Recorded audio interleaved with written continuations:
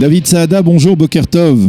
Boker Tov. Alors, nous vous avons sollicité ce matin, après que vous ayez publié sur Facebook un post que l'on pourrait résumer ainsi. Est-ce que, et vous posez une question qui est édifiante en particulier dans le contexte de la polémique créée par Yann Moix, ses dessins antisémites lorsqu'il était jeune et son mea culpa, on va dire extrêmement fort, samedi soir dans l'émission de Laurent Ruquier. Est-ce que un antisémite un jour, antisémite toujours, est-ce que c'est quelle est la réponse que vous apportez à cette question, vous qui avez planché au cours des dernières années sur justement la nature, l'essence de l'antisémitisme et de ce que vous avez appelé dans votre dernier livre la judéophobie? Écoutez, l'histoire montre malheureusement qu'il y a peu d'antisémites qui se sont repentis. Il y a plutôt l'inverse qui se produit plus souvent dans l'histoire. Ce sont des gens qui sont attirés par le judaïsme et qui deviennent antisémites, comme c'était le cas de Martin Luther, par exemple. Avec Yann Moix, on a au fond un cas tout à fait exceptionnel de quelqu'un qui a été incontestablement antisémite dans sa jeunesse, quel que soit le contexte de cette jeunesse, et qui, depuis quelques années, de manière en tout cas tout à fait publique, et c'est un homme de médias, c'est un homme qui a une grande audience en France, défend le peuple juif, défend le judaïsme et surtout défend Israël. Ce qui est extrêmement rare et très courageux. Il faut bien se rendre compte qu'en France, ou en Europe, ou même aux États-Unis de plus en plus aujourd'hui, défendre Israël, c'est se mettre en contradiction avec la doxa, avec la bien-pensance ambiante. Et donc, ici, on a effectivement, en tout cas moi c'est ce que je défends dans ce post dans Facebook, on a quelqu'un qui semble avoir évolué dans le bon sens, plutôt que de le condamner de manière irrémédiable, essayons de l'aider dans cette tchouva, si je puis dire. Ce mois de Elul, c'est le mois de la tchouva. Oui. Il faut, je pense, reconnaître qu'on peut faire des fautes et on peut se racheter. C'est je dirais, un des fondements, peut-être le fondement des fondements du judaïsme. Et donc, il faut l'appliquer à Yann Moix. Alors, qu'est-ce qui peut qu'est-ce qui a pu dans l'histoire faire changer quelqu'un qui est antisémite et le transformer en admirateur du peuple juif et dans le cas précis de l'État d'Israël? Je n'ai qu'un exemple qui me vient à l'esprit d'un ultra-nazi hongrois qui était virulemment antisémite et anti-israélien et qui a découvert ses origines juives et d'un coup est devenu religieux et a totalement changé. Qu'est-ce qui peut provoquer un tel changement, à votre avis? Alors écoutez, le cas de ce Hongrois dont je me souviens plus du nom, en effet, oui, qui est assez spectaculaire, s'explique par le fait qu'il a découvert en effet ses origines juives. En ce qui concerne Moix, on n'est pas très loin de ce cas de figure. Parce que figurez-vous que le nom Moix est un nom juif catalan. C'est établi, hein, il y a des nomenclatures de noms juifs espagnols. Moix, c'est Moïse, en fait. Et donc... on dit qu'il est d'origine de Maran. Voilà, il est d'origine Maran, et c'est ce que pense d'ailleurs Moix lui-même, je l'ai entendu dire, qu'il pensait qu'il était d'origine Maran. Donc il doit savoir que ce nom Moix signifie Moïse.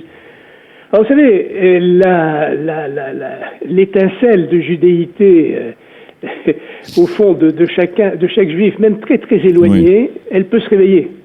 Elle peut se réveiller. Alors il y a effectivement, on peut voir Moix de deux manières. Soit d'une manière extrêmement cynique en disant finalement il est revenu au judaïsme parce qu'il voulait plaire à Bernard-Henri Lévy qui est son éditeur, ou on peut dire il y a une part forte de sincérité chez lui puisque il y a cette étincelle de Yahadout, de judaïsme qui s'est réveillée en lui.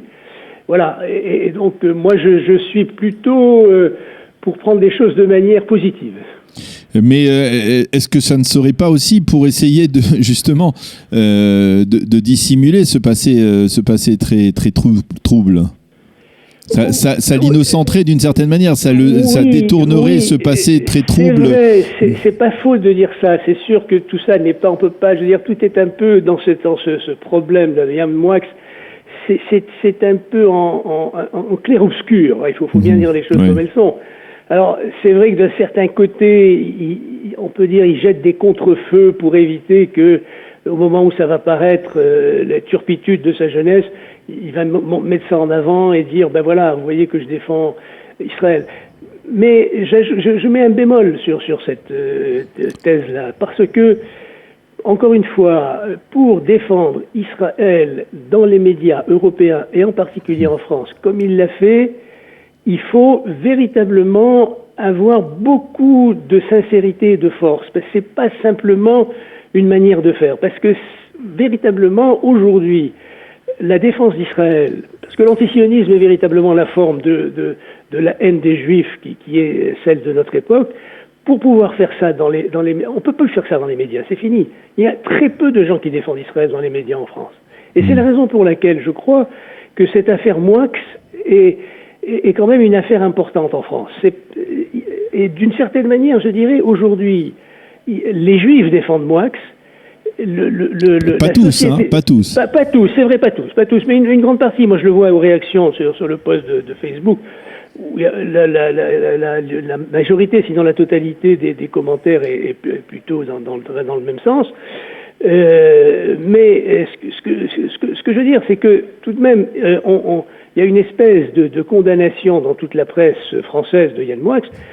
On peut aussi imaginer que c'est un petit peu une vengeance parce que ce garçon n'a pas hésité à défendre Israël quand il le fallait. Et là, on a trouvé une faille et véritablement, on le dénigre, mais on le dénigre vraiment d'une manière extrêmement systématique et méchante dans toute la presse française.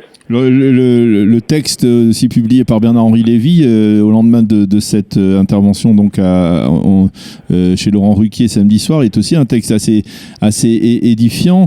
On dit que Yann Moix étudierait la Torah avec le fils de Béni Lévy, René Lévy. Tout cela s'inscrit, c'est-à-dire ça pourrait être conforme à ce personnage un peu complexe?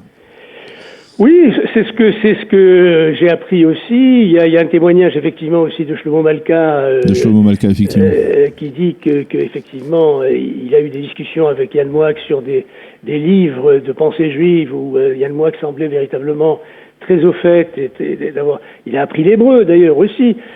Écoutez, moi je vois pas pourquoi, compte tenu de cet ensemble d'éléments, on doit s'obstiner à le soupçonner d'être inauthentique. Vous savez, la tchouva, il faut l'encourager.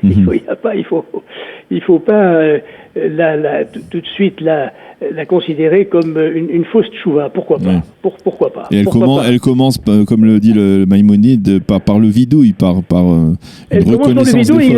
Il a fait un vidouille public extraordinaire dans l'émission. C'était un vidouille public extraordinaire. C'est peu de gens qui soient capables de faire un vidouille comme ça. Je veux dire, donc, bon, et encore une fois, c'est très rare qu'un antisémite change et se rapproche du judaïsme. Très, très rare. Et je dirais même peut-être c'est un signe des temps, je ne sais pas. Ah oui. Non, c'est-à-dire, historiquement, c'est rare. C'est très rare historiquement, extrêmement rare. D'un autre côté, certains vous diront, bien, ça peut susciter une forme de prudence quand même, par rapport à la démarche. Je ne dis pas le contraire. Je dis qu'il faut rester sur ses gardes, évidemment. Encore une fois, c'est une affaire qui est, comme je l'ai dit, en clair-obscur. Mais alors, dans le clair-obscur, où vous voyez l'obscur, où vous voyez la clarté. Encore une fois, je crois que notre tradition, c'est plutôt de voir la lumière plutôt que les ténèbres. Alors, donc, voilà. Je crois qu'il faut voir les choses de manière positive et quelqu'un qui s'est engagé de manière publique pour Israël et pour le judaïsme, pense qu'on doit lui accorder le bénéfice au moins du doute, au minimum. Eh bien, David Saada, merci beaucoup d'avoir été avec nous ce matin sur Studio Qualité, de nous avoir parlé donc de ce poste que vous avez rédigé, bien entendu, sur la base de votre travail. Et je rappelle, c'est l'occasion de rappeler votre dernier livre, La trace du Sinaï, les racines profondes de la judéophobie. On en avait parlé ici dans ce studio, à Studio Qualité. Merci d'avoir été avec nous ce matin sur Studio Qualité et bonne journée. Bonne journée, merci à vous.